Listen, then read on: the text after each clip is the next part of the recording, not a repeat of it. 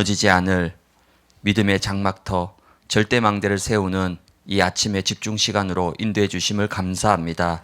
오늘 이 아침이 내 인생의 가장 중요한 응답의 하루가 될 수 있도록 성삼위 하나님께서 지금 이 시간 충만하게 역사하여 주옵소서. 예수 그리스도의 이름으로 기도드리옵나이다. 아멘. 네, 반갑습니다. 행복한 아침입니다. 맞죠? 네, 옆에 분들 인사 한번 합시다. 승리하셨습니다. 네, 어제 보니까 오늘 아침 영하 9도라고 나와가지고 마음이 좀 걱정이 되더라고요. 영하 9도 춥잖아요. 이 아침에 참 쉽지 않을 텐데 이게 딱 들어오니까 이렇게 야, 역시 우리 참 강서 이대교구다. 너무 감사한 마음이 들었습니다. 오늘 새벽 예배 본교회가 있어가지고 그 5시 반에 이제 새벽 예배 설교하고 보통은 좀 이제 기도하는데 또 바로 이 준비해야 되니까 이제 설교 마치고 한 5시 50분 이제 엘리베이터 타고 5층으로 올라와야 되니까 원래 이제 계단으로 가는데 조금 더 빨리 가려고 이제 엘리베이터 타려고 이제 나왔는데 제가 너무 깜짝 놀란 거예요. 엘리베이터가 3대 있잖아요. 그쵸? 그 3대가 다 7층에 와 있어요. 숫자가 7, 7, 7. 이거 신의 계시가 아닌가?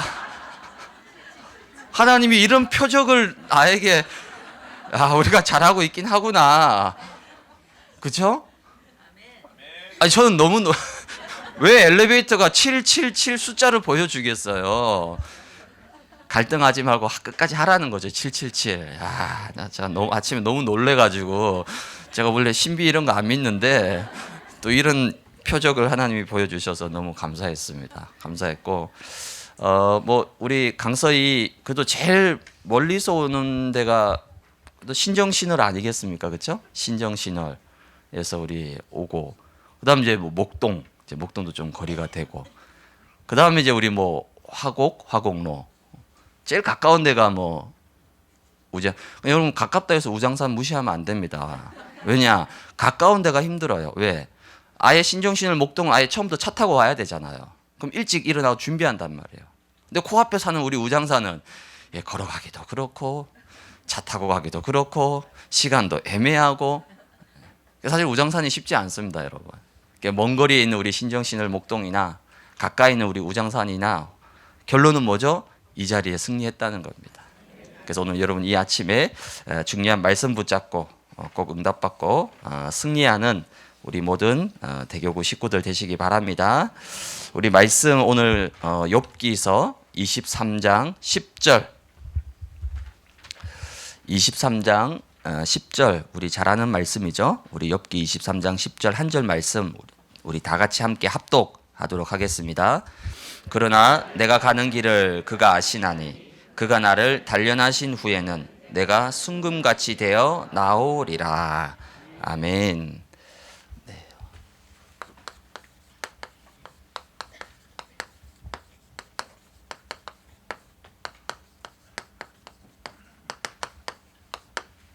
네, 오늘 아침 집중 훈련 둘째 날입니다. 나의 길과 여정입니다.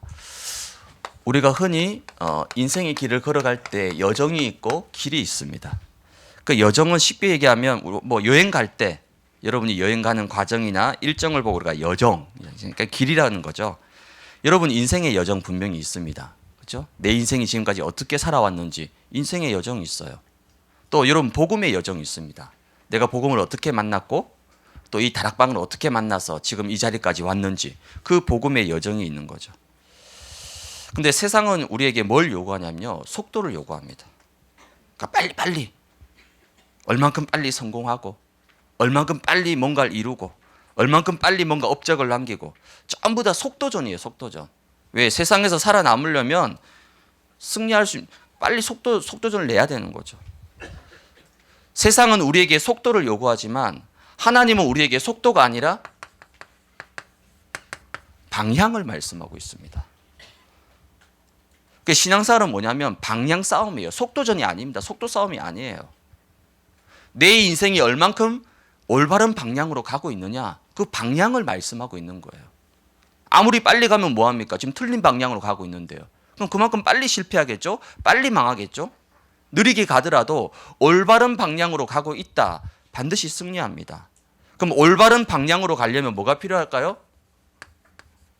올바른 내용을 가지고 있어야죠.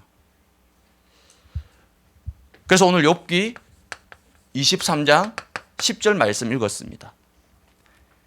내가 가는 길 있다는 거죠. 그 길을 사실은 주님이 알고 있다는 거예요.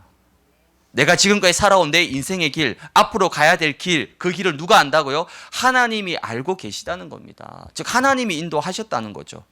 그가 나를 단련하신 후에 내가 정금같이 되어 나올 것이다. 욥이 의인으로 하나님의 테스트를 통해서 연단을 거쳐서 정금 같은 신앙인으로 서기까지 그 여정과 길이 있었다는 건데 그 길을 누가요? 하나님이 인도하셨다는 겁니다. 바울도 마찬가지죠. 사도행전 9장 15절에 다메섹에서 부활하신 주님을 만난 이후에 주님이 뭐라고 합니까? 이 사람은 내 이름을 이방인들과 임금들을 전하기 위한 택한 나의 그릇이다. 이게 바울 인생의 새로운 제2의 인생의 시작이었습니다. 이 다메섹에서 출발한 바울의 인생이 어디까지 가죠? 사도행전 20장 24절에 보니까 내가 달려갈 길과 주 예수께 받은 사명, 이 은혜의 복음을 증거하는 일을 마치려 하면은 나의 생명조차 조금 더 귀한 것으로 여기지 아니한다. 내가 달려갈 길, 다메섹에서 부름받아서 저 로마에 순교하기까지 하나님께서 바울 인생의 모든 여정을 불꽃 같은 눈동자로 지켜주시고 이끌어주시고 인도하셨다는 겁니다. 그렇다면 우리가 주님 앞에 서는 그날까지 내 인생, 너무나 소중하고 귀한 내 인생, 어떤 여정, 어떤 길을 걸어가야 되겠습니까? 여긴 대부분 우리 어른 성도들입니다. 그렇죠? 물론 뭐 랩런트들도 엄마 아빠 따라와서 몇 명 있긴 하지만 대부분 어른 성도입니다. 여러분이 인생의 중간에 이 복음을 만났어요. 그렇죠? 이 중간에 하나님 은혜로 복음을 깨달았습니다. 그리고 복음을 붙잡고 지금까지 왔어요. 너무 감사한 일입니다. 오늘 찬양처럼 진짜 하나님의 은혜인 거죠.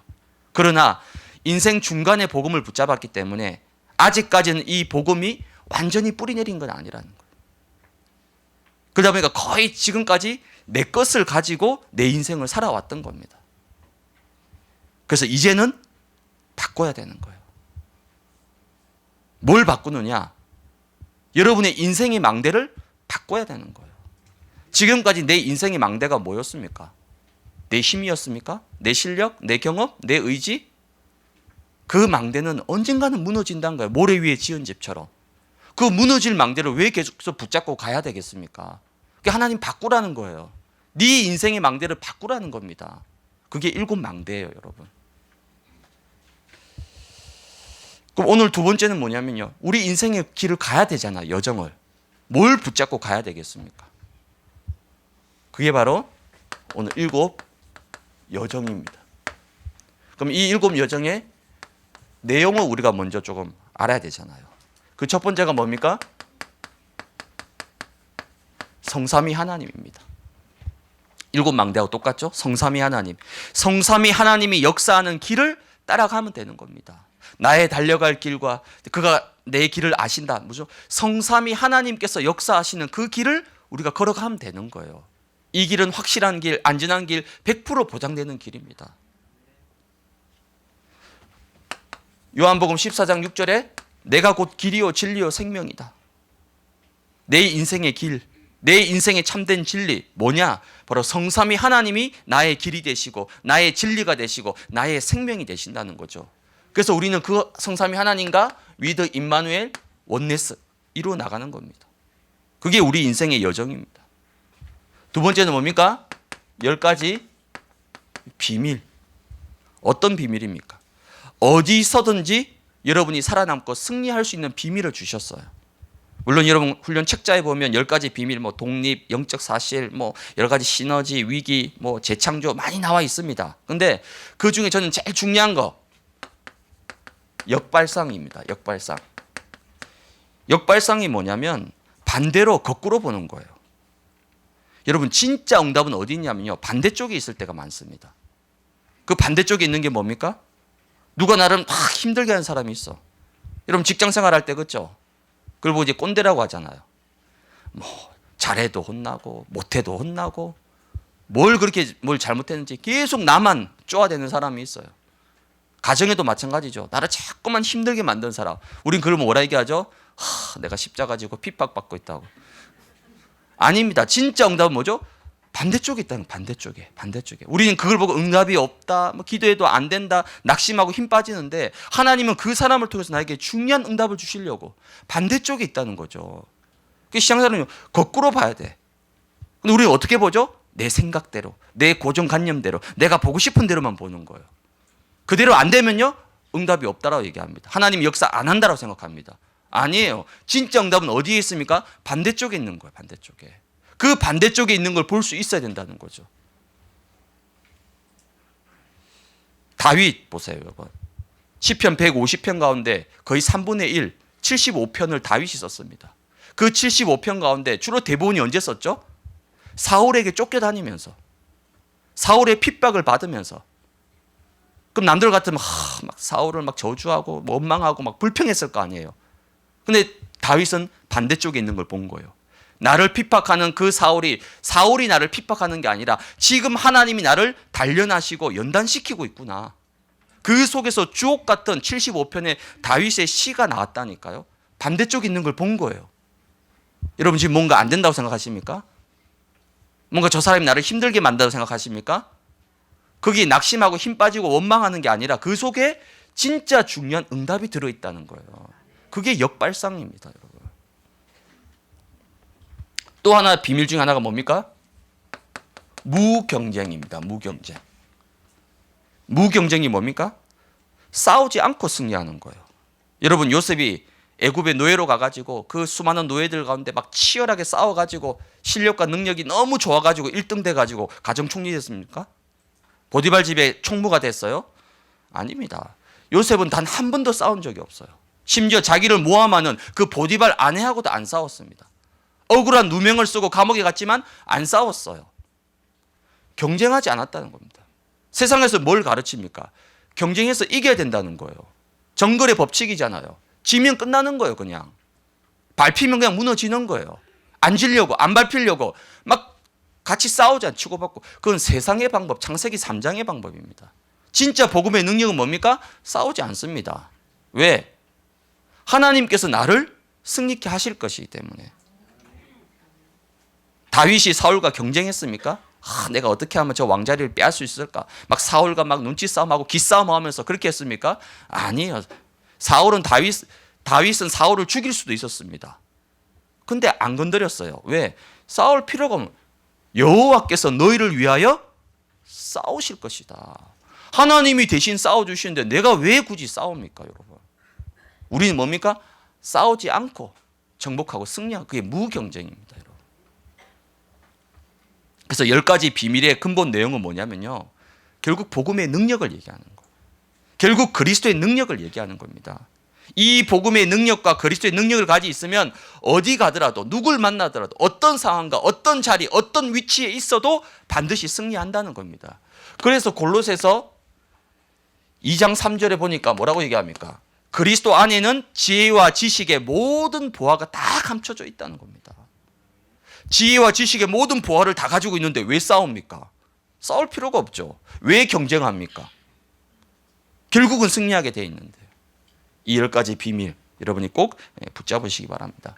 세 번째 뭡니까? 10가지 발판입니다. 그 가장 핵심이 뭡니까? 하나님의 절대 주권. 하나님 절대 주권입니다. 왜 이럴까? 우리 집은 왜 이럴까? 우리 가정은 왜 이럴까? 하나님 절대 주권입니다. 하나님께서 때가 되면 모든 시간표를 하나님 속에서 이루어 가신다니까요.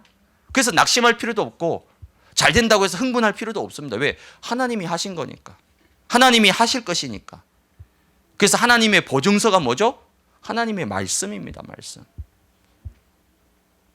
하나님의 방법은 뭡니까? 역사의 주인공 되시는 예수 그리스도. 하나님의 능력이 뭡니까? 성령으로 지금 내 안에 나와 함께 하시면서 역사에 가고 있다는 거죠. 그리고 우리에게 반드시 심판과 내세까지 모든 것이 다 있다는 거예요. 이게 하나님 10가지 발판입니다. 네 번째 여정은 뭡니까? 9가지 흐름입니다. 대부분은 혈과 육으로 싸웁니다. 왜? 주도권 잡아야 되니까. 밀리면 안 되니까. 내 세력을 확장해야 되니까 주로 혈과 육과 싸웁니다. 아닙니다. 잘못된 거예요. 흐름을 바꾸는 겁니다. 요셉이 보디발 집에 가서 뭐 했죠? 흐름을 바꿔버린 거예요. 안 싸우고도 흐름 바꿔버렸다니까요. 창세기 39장 3절에 보니까 그의 주인이 여호와께서 그와 함께 하심을 보며 또 여호와께서 그의 범사에 형통케 하심을 보았더라. 보며 보았더라. 누가요? 불신자가 요셉을 보고 야, 저 친구는 진짜 하나님이 함께 하시는구나 봤다는 거예요.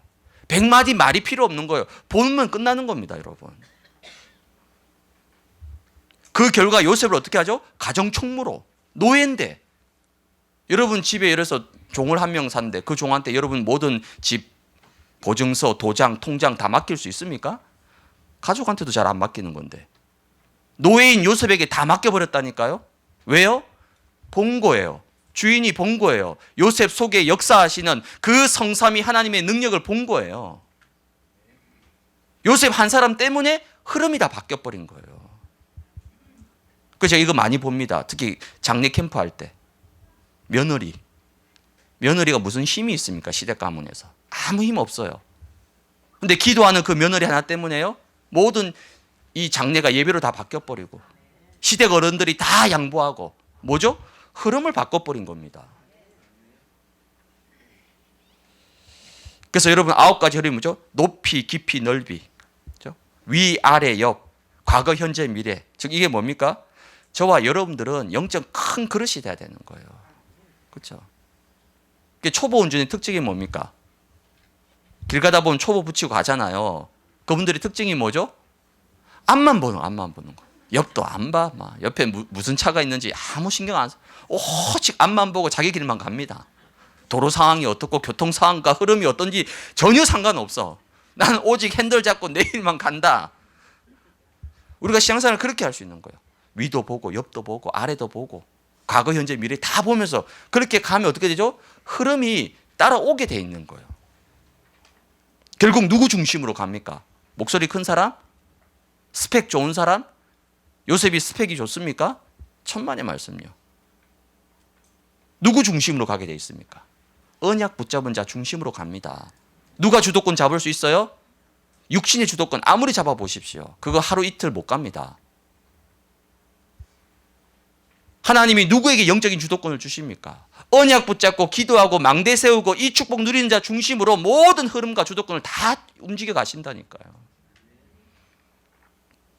그래서 여러분 한 사람 때문에 이제는 가정과 가문의 흐름 바꾸세요. 가정 가문의 흐름 바꾸려면요, 예배의 망대 세워야 되는 거예요. 언약의 피를 발라야 되는 거예요. 그래야지 그 한 사람 때문에 가문의 흐름이 바뀐다니까요. 가문에 왜 계속 재앙 저주 찾아옵니까? 유월절 어린 양의 피를 발라라는 거예요. 그리스도의 망대를 세우라는 거예요. 그러면 그 한 사람 때문에 가문의 흐름이 바뀐다니까요. 구역과 지역의 흐름을 바꾸라는 겁니다, 여러분.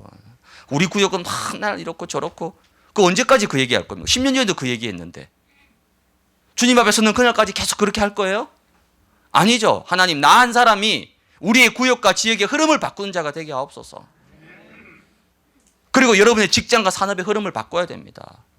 언제까지 불신자 뒤치다꺼리 하면서 불신자 좋게 해주고 그럴 필요가 없잖아요. 하나님, 내가 이 직장과 이 산업의 흐름을 바꾸는 자가 되게 하옵소서. 바꿔야 되는 겁니다. 그래서 지금 뭐 하는 거죠? 집중훈련 하는 거예요, 여러분. 그래야만이 우리의 장막터가 넓혀지게 되는 겁니다. 5번째는 뭡니까? 5가지 확신입니다. 이건 너무 잘 아시죠? 뭐죠? 구원의 확신, 인도의 확신, 승리의 확신, 기도응답의 확신, 사제의 확신. 9인승 기사. 외우기 쉽게. 보통 본고는 11인승입니다. 근데 옛날 본고는 9인승도 있었어요. 9인승 기사. 5가지 확신을 붙잡고 여러분 나가시면 되는 거예요. 6번째는 뭡니까?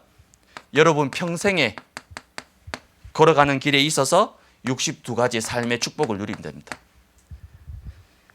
62가지 삶은 보면 또 나누면 21가지 삶. 이건 뭐죠? 쉽게 갈천당 1호 2사 각. 우리 저번에 예전 담임 목사님 한번 얘기하셨죠. 갈보리 산부터 시작해서 각인뿌리 체질까지 갈천당 1호 2사 각. 그게 21가지 삶입니다. 그 자세한 건 여러분 여기 표에 다 나와 있으니까 참고하시면 돼요.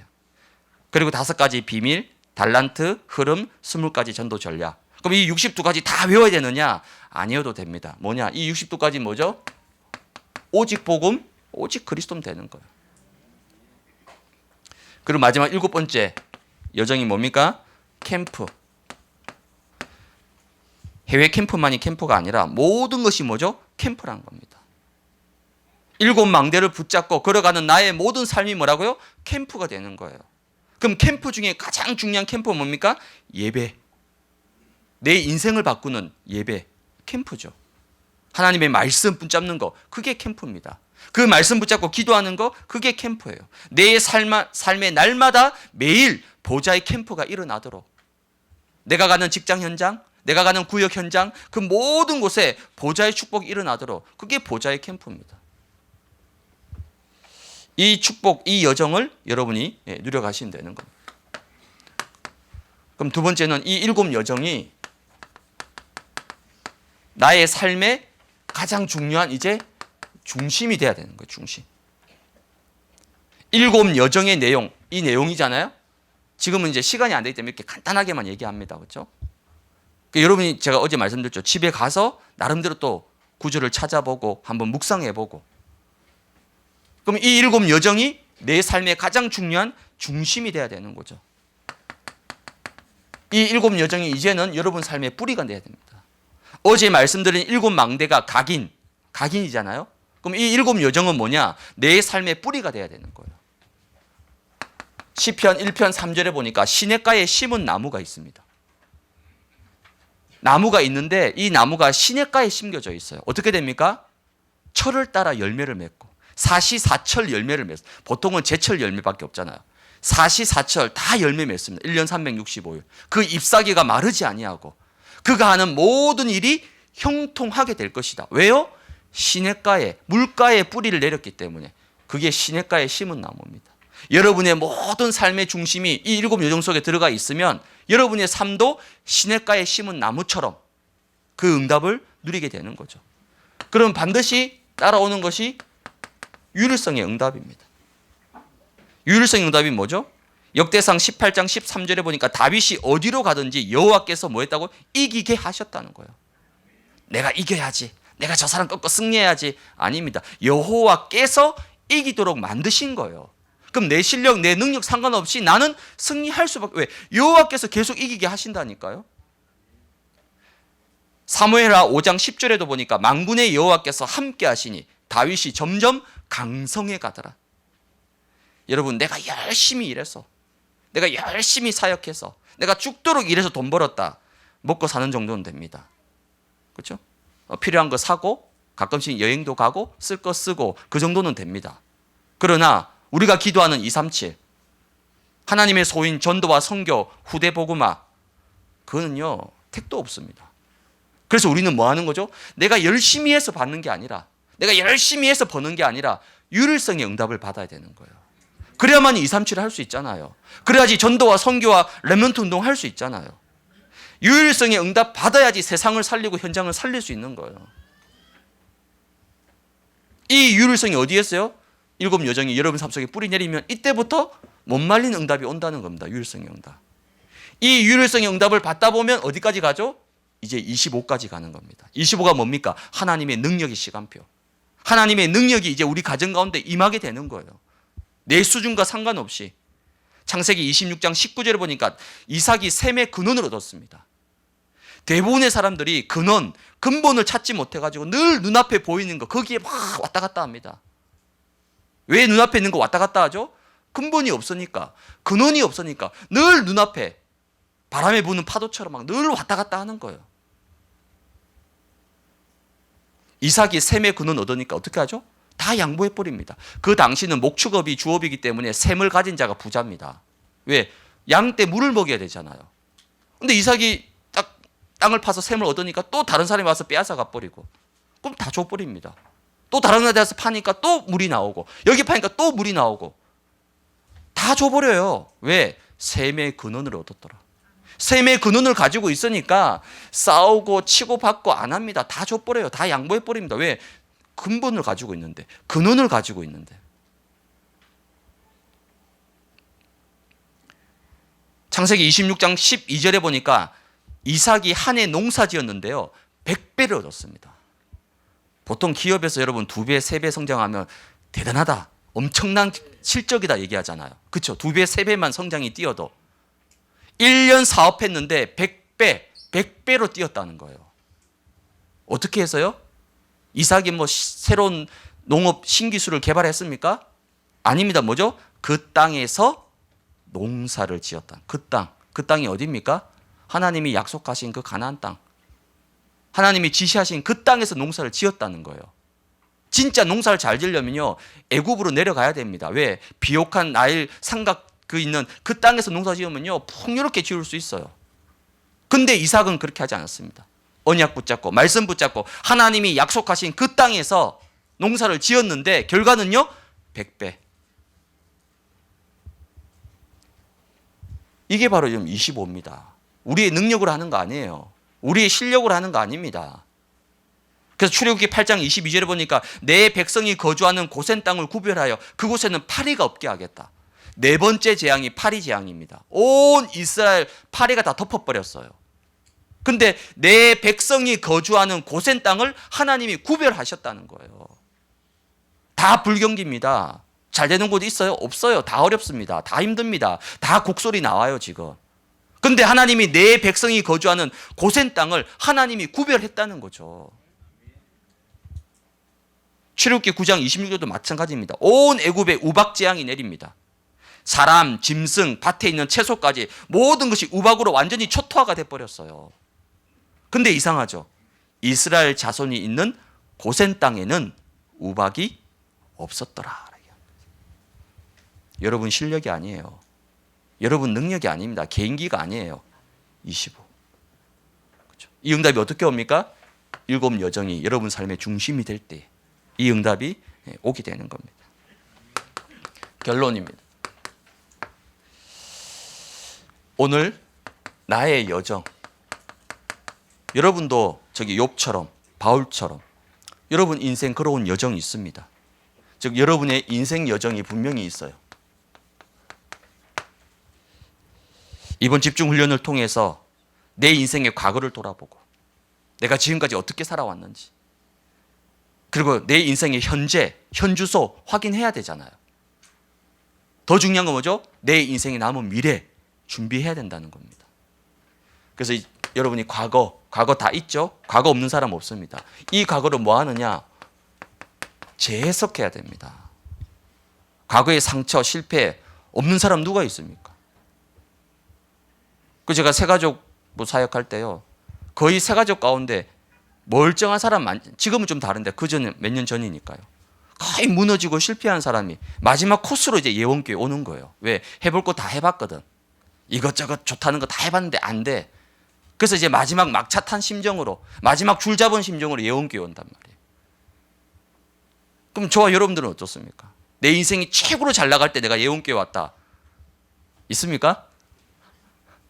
뭐 요즘 새가족은 좀 다르겠지만 대부분은 그렇지 않더라고요. 그럼 여러분 과거 여러 가지 일이 있었겠죠. 여러 가지 어려움이 있었겠죠. 말 못하는 상처와 아픔이 있었겠죠. 고통이 있었겠죠. 그 모든 과거를 이제는 뭐 하는 거죠? 재해석해야 되는 거예요. 재해석. 복음으로 재해석하면 그 모든 과거가 뭐가 되죠? 발판이 되는 거예요. 그 아픔이 있었기 때문에 내가 오늘 복음 앞에 설 수 있는 거예요. 내 뜻대로 내 마음대로 다 잘 됐다라면 여러분이 오직 복음 하고 있겠습니까? 그래서 로마서 8장 28절에 하나님은 모든 것을 합력하여 선을 이루신다는 거예요. 그럼 더 이상 과거가 상처가 아니죠. 그 과거가 나에게 축복의 발판이 되는 거죠. 그럼 지금 현재는 어떻습니까? 지금 현재는 여러분이 재적용을 해야 됩니다. 무슨 말입니까? 지금 여러 가지 문제 있어요. 여러 가지 현실이 있습니다. 여러 가지 안 풀리고 답답한 부분들이 있어요. 뭐 그게 남편이 됐던, 그게 자녀가 됐던, 그게 건강이 됐던, 그게 경제가 됐던 있습니다. 하지만 그게 더 이상 나의 발목을 잡는 걸림돌이 아니라, 거기에 내가 속고 낙심하고 힘 빠지는 게 아니라 모든 것을 그리스도로, 말씀으로 재적용을 하는 거예요. 그러면요, 모든 것이 뭐가 됩니까? 응답이에요. 응답. 당장 잘 안 되는 거? 그게 응답이라니까요. 아니, 그게 무슨 응답입니까? 두고 보세요. 시간 조금 흘러보세요. 아, 이게 응답이었구나. 내 뜻대로 안 된 게 응답이었구나. 반드시 깨닫게 됩니다. 그럼 더 중요한 건 뭡니까? 여러분의 미래입니다. 미래. 모든 미래를 이제 새롭게 하나님이 재창조해 나가시는 거예요. 많은 사람들의 고민과 염려가 뭡니까? 미래 문제잖아요. 미래. 코로나 이후로 불확실성 시대 살아가고 있습니다. 나름대로 재테크도 하고 노후 준비하고 맞습니다. 필요합니다. 그러나 하나님의 절대 주권. 여러분의 인생이 누구 속에 있습니까? 누구 손에 있습니까? 주식에 있습니까? 부동산에 있습니까? 재테크에 있습니까? 내 인생의 손이 지금 누구 손에 있습니까? 하나님 손에 있는 거예요. 그 하나님이 내 인생을 붙들어 주셔야 되는 거잖아요. 그래서 전도서 9장 1절에 보니까요, 뭐라 나와 있냐면 모든 것이 다 하나님의 손 안에 있다라고 고백합니다. 이번 집중 훈련 통해서 여러분 인생의 새로운 여정이 시작되고 여러분의 모든 인생길 앞에 이 7 여정이 나의 여정이 되어지는 그 응답 누리는 우리 모든 강서이 대교구 우리 교구 식구들 되시기를 주님의 이름으로 축복을 드립니다. 예, 우리 말씀 각자 정리하고 묵상하는 시간 갖도록 하겠습니다.